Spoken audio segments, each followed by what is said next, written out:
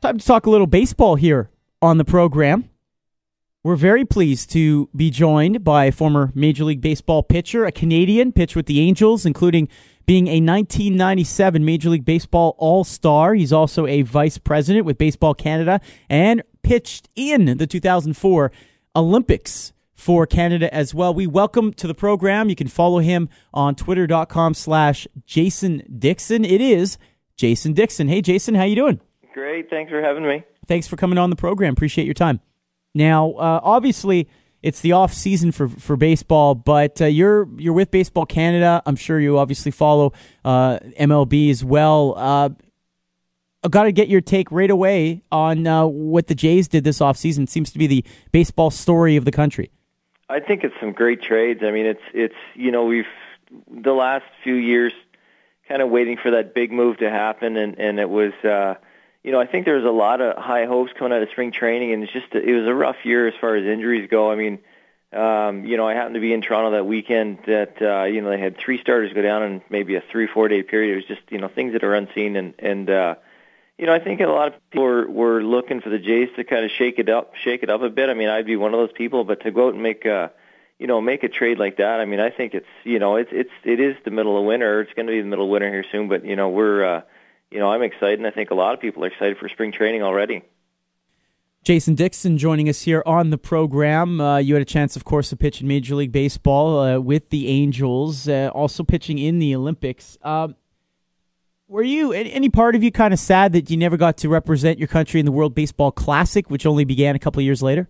Yeah, you know what I mean. There's always going to be something that you missed or didn't get a chance to take part in, But yeah, I think I would have loved to have hung around long enough to kind of get into the World Baseball Classic. I was fortunate enough to represent Canada, at the junior level and then again at the senior level with the Olympics. But definitely would have loved to have been part of the Baseball Classic, just to kind of have that experience. Of course, Canada did qualify. You're with Baseball Canada as well. Was that something that you guys were ever really worried about? Well, I don't think you can ever assume that you're going to be in. I mean, it's an interesting pool that they were in. I mean, you're playing some countries that you'd hear the name and you might not really think there's anything to worry about. But the popularity of the Classic's starting to grow, and I think you're seeing a lot of players looking at their own heritage and kind of going back and playing for the countries that their parents or grandparents had come from. So it's starting to really balance out some of those other teams and making them a lot stronger than you would, than they used to be, or you'd think that they are. So you kind of got to go in and make sure you take care of business, and it was good to see Canada do that. What's the state of Canadian baseball right now, Jason, in terms of the grassroots level and players that are being produced right now, going to U.S. colleges or getting drafted? Here locally, a guy we have on our show regularly, a buddy of mine, is head of a local program here called the NDG Baseball Lynx, who I'm sure you're familiar with just based on their success they had this year, sending several teams to the national championships this year. Scout for the Giants, Ray Kalari. So we're very proud of what's happened locally here. Just wondering your take on what's happening in the country. Well, I mean, I think you're right on it. It's the sport's definitely growing. We're sending more and more kids to college.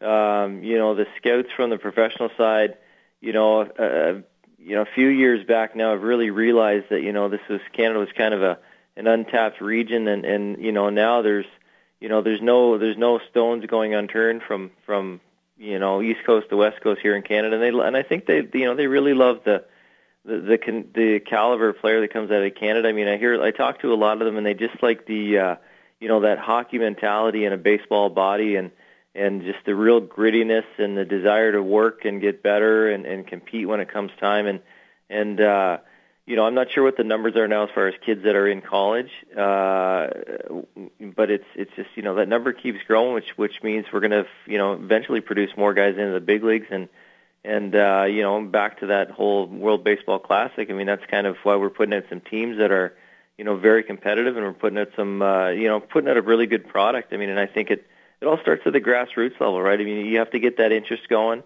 We're definitely a hockey country, and I think that we'll always be a hockey country, but baseball is making a huge push to produce some players as well. Now, you're a Maritimes guy. I'm trying to think of guys that have made Major League Baseball from that region. Obviously, Matt Stairs, Réal Cormier come to mind. Any others? Well, I mean, those are kind of it's the three of us that a lot of the guys talk about, because we just happen to, the three of us were all in the big leagues at the same time, and all from the province of New Brunswick, and that was kind of, as far as the province of New Brunswick goes, that was the really big push, I think, here. Matt and Réal are a little bit older than I am, but it was, those guys kind of trailblazing the way. And, it's just, you're in a little bit smaller province here in New Brunswick. I'm back in Fredericton. Matt's actually moved back to Fredericton. I think it's good for the kids to just kind of, see, what big league guys look like. And we do a lot of work and do some things in the community. I know there's some other guys from, the Canadian guys coming back and doing some things, in their hometowns. And I think it's good for the kids to really see that, the Major League Baseball players, they're not, 7 feet tall and they're not bulletproof, that, they're, actual real people that they can see. And it kind of gives them a little bit of, a vision of what it's going to be like, and someone to look up to. And, that's kind of what I like to do, is hopefully, somewhere along the way you have a little bit of influence and help some of these kids along the way, that there's another major leaguer that comes out of New Brunswick at some point. Jason, in our area, of course, we're always trying to continue to talk baseball, and especially for myself, I've been involved in a few initiatives. Obviously, I'm sure you've heard of the efforts in the last several months of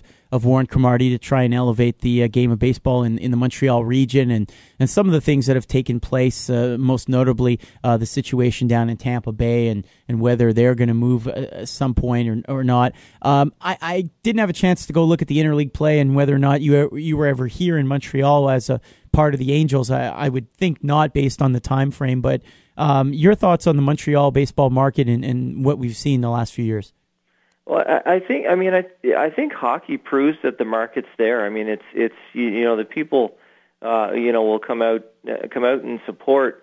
I know, you're talking about someone that kind of grew up in the Maritimes here, and in New Brunswick, I mean, we're a bilingual province, so there's a heavy following for the Expos. I know there's a lot of people that were, longtime Expo fans that were devastated when they left. So, I think there'd be a lot of people very pleased to see it come back to Montreal, and I think it's one of those things that you have the team and you have a good thing going, and you don't realize how good it is maybe till it is gone. And I think that's where a lot of people maybe see it now. So I mean, if the opportunity came back to get the Expos back in Montreal, I think you'd see people coming out in full force, and it'd be one of those things that they'd hang on to and make sure it never slips away again. In terms of the World Baseball Classic, we know there'll be games at the Rogers Centre. Was that something that Baseball Canada was involved in at all? And if so, was there any thought of staging games elsewhere in the country? You know what? The WBC they have their own mandate, and they really, they're doing their own thing. I mean, Baseball Canada is an organization that definitely has some influence, and pretty close ties with the Jays. As far as being Canadian, Canadian, both teams in Canada or both products of Canada. But I think in the end, the WBC kind of really makes that decision of where they want to go and what venues they decide to play in. I mean, that's my understanding. I mean, there's always some influence in sport, but I think in the end they make their decisions, and I'm sure it's it is a business model, so they kind of look at the best spots to create the best revenues, and in the end they make their own decision. Just thinking about a couple of weeks ago when you had 50,000 fans at the Olympic Stadium for the Alouettes. Obviously, the stadium is not a fan favorite of anybody in this province, and certainly that's one of the reasons why the Expos aren't here anymore. But just the thought of having a one-time event, a one game here with 55,000 certainly would have been doable, I think. But in any event, that's certainly out of our hands. But Jason, we thank you so much for spending some time with us this evening. Jason Dickson on Twitter.com. And best of luck in continuing to nurture that Baseball Canada at the grassroots, because certainly pass the word on. We're still baseball fans here in the city.